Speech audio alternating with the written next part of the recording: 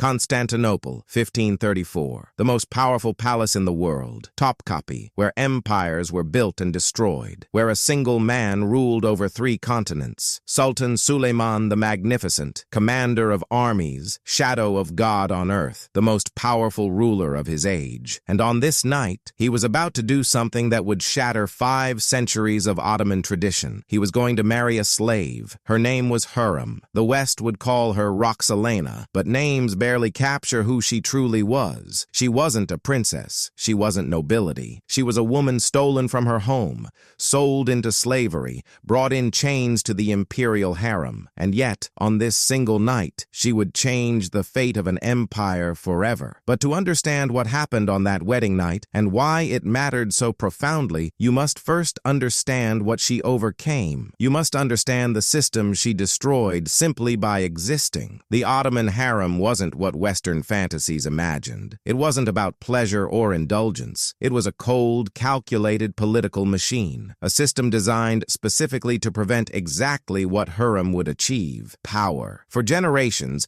Ottoman sultans never married. This wasn't cruelty or whim. This was policy, strategic, deliberate policy designed to protect the throne. Sultans took concubines, slave women from conquered lands. These women could bear children, could even bear sons who might become sultan, but they could never be wives, never equals, never anything more than property. The reasoning was brutally simple. A wife had rights. A wife had family connections. A wife could become a political power center, could scheme, could build alliances that threatened the sultan's absolute authority. But a slave had nothing. No family to support her, no legal standing, no rights beyond what the sultan chose to grant. A slave could be discarded at any moment, exiled, even executed, and no one would object. No foreign king would go to war over a slave's mistreatment.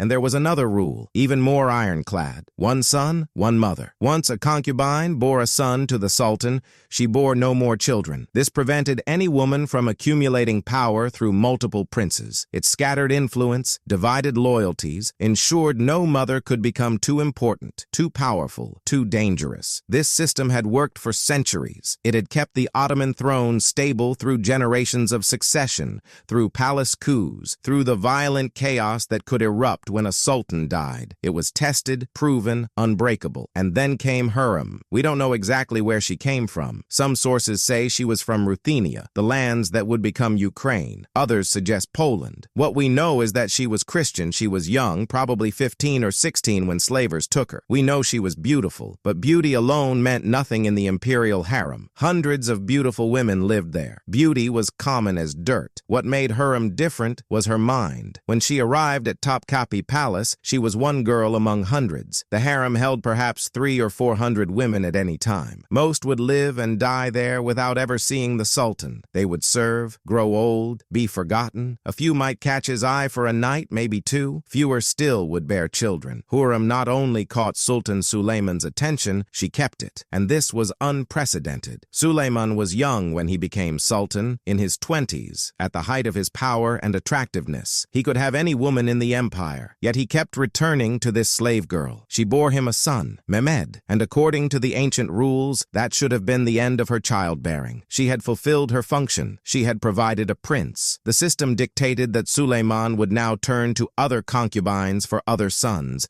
distributing power, preventing any woman from accumulating too much influence. But Hurrem bore a second son, Abdullah, then another, Selim, then another, Bayezid, then a daughter, Mihrima, and then another son, Cihangir. 6 children, all from the same woman, all from a slave who should have stopped at 1. This alone was revolutionary, but Hurrem went further. She didn't just break the rules. She made Suleiman want to break them for her. And the ultimate break, the one that would echo through centuries, was marriage. Ottoman sultans did not marry. For 250 years, this had been absolute law. The last sultan to marry had been Bayezid II, and even that had been controversial. Suleiman's own father, Selim the Grim, had kept concubines but never took a wife. The system worked. Why change it? Yet in 1534, Suleiman did the impossible. He married Hurrem, a formal Islamic marriage ceremony, legal, binding, public. The slave became Haseki Sultan, the sultan's legal wife, with all the rights and protections that entailed. We don't have detailed records of the wedding night itself. Ottoman court records were meticulous about military campaigns and diplomatic affairs, but deeply private about the Sultan's personal life. What happened in the imperial bedchamber stayed there, but we know what the night represented, what it meant, what changed because of it. When Hurrem entered Suleiman's chambers as his wife, not his slave, the balance of power in the Ottoman Empire shifted irreversibly. Before that night, she could be discarded, sent away to the old palace where concubines went when sultans tired of them. She could be exiled if she angered him, eliminated if she threatened him. She was property, however favored. But after that night, she was protected by Islamic marriage law. She couldn't be easily dismissed. She had legal standing. She had become permanent. More importantly, her children's status changed. Before the marriage, they were princes, yes, but sons of a concubine. After the marriage, they became sons of the sultan's legitimate wife. This gave them advantages in the brutal succession struggles that would inevitably come. It gave their mother reason to fight for them with everything she had,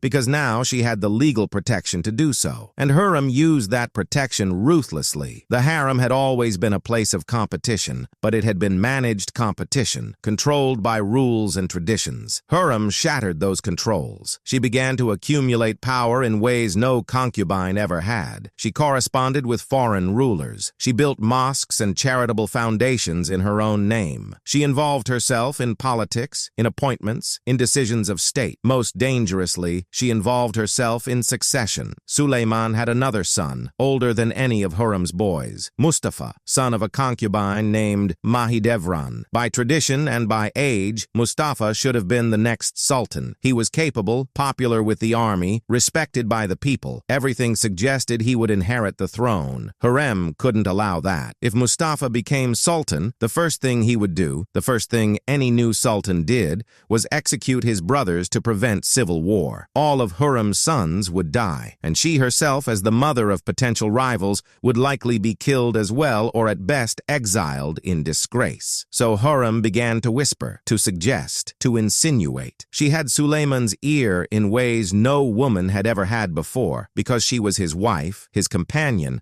not just a temporary pleasure. She was there constantly, speaking to him, advising him, sharing his bed and his thoughts. She suggested that Mustafa was ambitious, that he was impatient, that he might not wait for his father to die naturally, that the army's love for him could be dangerous, could be turned to rebellion. Slowly, carefully, she planted seeds of doubt in Suleiman's mind. In 1553, Sultan Suleiman summoned his son Mustafa to his military camp. When the prince arrived, he was strangled by mute executioners in his father's tent, killed on Suleiman's order. Whether Mustafa was actually plotting rebellion or whether Hurrem's whispers created a false threat, we'll never know for certain. What we know is that after Mustafa's death, only Hurrem's sons remained as potential heirs. The wedding night of 1534 made this possible. By becoming Suleiman's legal wife, Hurrem gained the security and status to play the long game, to survive long enough to eliminate rivals, to ensure her son would take the throne, and one did. After Suleiman's death in 1566, Hurrem's son, Selim, became sultan. He was not the most capable of her children. That had been Mehmed, who died young, or perhaps Bayezid, who rebelled and was executed. But Selim survived, and he inherited. The ramifications of Hurrem's wedding night extended far beyond her own lifetime. She had broken the system. After her, other sultans began marrying their concubines, giving them official status and power. The harem transformed from a controlled political tool into a center of intrigue and influence. The phenomenon of the Sultanate of Women began, where mothers and wives of sultans wielded enormous political power, sometimes ruling the empire from behind curtains and screens. Some historians argue this weakened the Ottoman state, that giving women official power disrupted the careful balance that had kept the empire strong. Others suggest that Hurrem's influence was overstated, that she merely accelerated changes that were already happening, that the empire's later problems had many causes beyond harem politics. But what's undeniable is that one woman, starting from the absolute bottom of society, a slave, property, nothing, rose to become one of the most powerful people in the empire. And she did it not through the system, but by destroying the system, by making a sultan love her so completely that he would break centuries of tradition for her sake. What happened on that wedding night wasn't physical. The physical relationship between Hurrem and Suleiman had existed for years by that point. What happened was legal, social, political transformation. A slave became a wife. A concubine became a partner. An outsider became the ultimate insider. Contemporary accounts, especially from European observers, viewed Hurrem with suspicion and often hostility. They called her a witch, suggested she used potions or dark magic to enchant the Sultan. They couldn't comprehend how a slave girl could wield such influence any other way. These accounts reveal more about European prejudices than about Hurrem herself. They couldn't accept that a woman, especially a former slave, could be genuinely intelligent, politically astute, and strategically brilliant, because that's what it took, not magic, but intelligence. Hurrem had to understand the system completely in order to break it. She had to be patient, waiting years to consolidate power. She had to be ruthless when necessary, eliminating threats without mercy. She had to be adaptable, learning Ottoman customs and Islam, becoming more Ottoman than the Ottomans themselves. And she had to maintain Suleiman's genuine affection and respect for decades, which required being actually interesting, actually valuable to him beyond physical attraction. The letters that survive between Hurrem and Suleiman reveal genuine affection. He called her my everything, my springtime, my beloved. She wrote to him about state affairs, about their children, about her concerns and advice. These weren't the communications of a master and slave.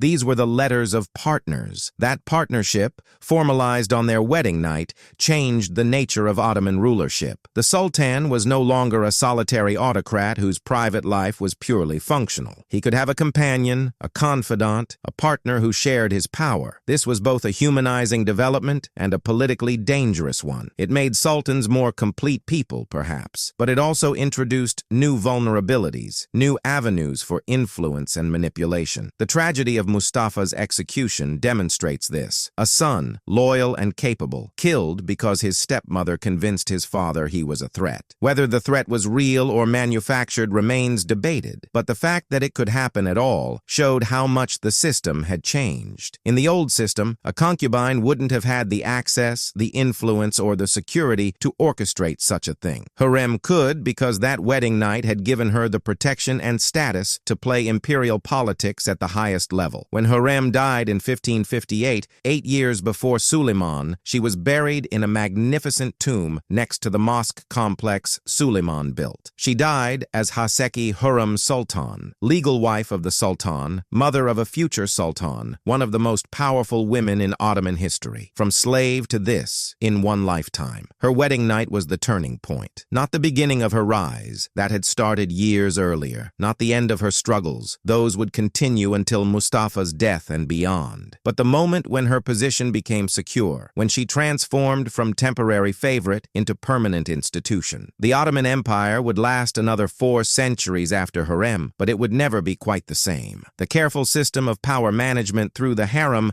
had been broken. The precedent was set. Women could be wives, could be partners, could wield power openly rather than from the shadows. Whether this made the empire stronger or weaker is still debated. What's certain is that it made the empire different. All because of one woman, one night, one decision by a sultan to throw away centuries of tradition for love or companionship or genuine respect for a woman's intelligence and capability. We'll never know exactly what Sultan Suleiman was thinking when he married Hurrem. We'll never know precisely what she said or did to convince him to take such an unprecedented step. But we know what happened after. We know the rules changed. We know the Ottoman Empire was never the same. We know that sometimes a single night, a single decision can reshape history. Hurrem Sultan's wedding night was one of those moments when a slave became a queen and an empire changed forever.